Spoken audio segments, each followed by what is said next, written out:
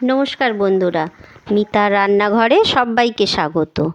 এখন প্রচুর গরম পড়েছে, আর এই গরমে বেশি মশলাদার খাবার খেলে প্রত্যেকের শরীর খারাপ করবে। তাই এই গরমে হালকা কিছু খাওয়া দরকার। তাই আমার আজকের রেসিপি কম তেল মশলায় চিকেন। খুব কম উপকরণ দিয়েই রান্নাটা হয় আর সুস্বাদুও হয়। কিভাবে বানাই তাহলে রেসিপিটি দেখুন। প্রথমে আমি একটা কড়াই নিলাম, তাতে 1 কেজি পরিমাণে চিকেন আমি ধুয়ে দিয়ে দিলাম। এবার এর মধ্যে দিলাম 3টের মতো পেঁয়াজগুলো আমি বড় বড় করেই টুকরো করে দিয়ে দিলাম। 2টো টমেটো দিয়ে দিচ্ছি। টমেটোগুলোও আমি 4 টুকরো করে দিয়ে দিলাম। বলতে পারেন গোটা মশলাতেই রান্নাটা হবে।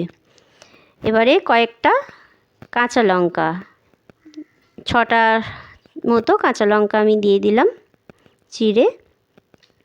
1.5 ইঞ্চি পরিমাণে আদা আমি গ্রেট করে দিয়ে দিচ্ছি, আর 8-9টা মতো রসুন আমি দিয়ে দিচ্ছি গ্রেট করে। কয়েকটা গ্রেট করে দিচ্ছি, আবার কয়েকটা গোটাও দিয়ে দিচ্ছি ওর মধ্যে। রসুন আর আদা দেওয়া হয়ে গেলে আমি দিচ্ছি গোলমরিচের গুঁড়ো। গোলমরিচের গুঁড়োটাই শুধু একমাত্র গুঁড়ো, আর কোনো গুঁড়ো মশলা এর মধ্যে আমি ব্যবহার করব না। পরিমাণ মতো নুনও আমি দিয়ে দিলাম। 2 টিস্পুনের মতো রিফাইন অয়েল দিচ্ছি। এর মধ্যে কোনো মশলা বেশি পড়বে না এবং বেশি তেলও পড়বে না। আমি খুব সামান্য তেল আর খুব সামান্য মশলায় রান্নাটা করছি। মাখিয়ে রেখে দিলাম আধ ঘন্টার জন্য চিকেনটাকে। এবার আধ ঘন্টা পরে আমি ডাইরেক্ট গ্যাসেতে বসিয়ে দিচ্ছি। চিকেনটা আমি ঢাকা দিয়ে রান্না করে নেব। দেখুন, ঢাকা দিয়ে যখনই রান্না করব তখনই এর মধ্যে দিয়ে জলটা রিলিজ হবে। ওই জলেতে খানিকটা চিকেন সেদ্ধ হয়ে যাবে। দেখুন কতটা জল রিলিজ হয়েছে। এবার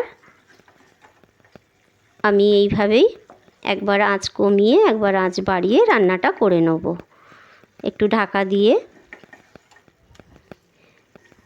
এর মধ্যে আর হলুদ কিংবা কোনো গুঁড়ো লঙ্কা আমি কিছুই ব্যবহার করব না। চিকেনটা পুরোটাই সাদা হবে।